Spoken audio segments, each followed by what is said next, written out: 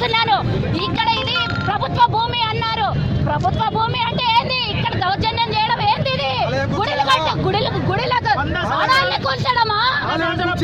వందల సంవత్సరాల నుంచి ఆలయాన్ని కడుతున్నాం మనం హిందువులం. మన హిందూ సంప్రదాయాన్ని నాశనం చేస్తారా?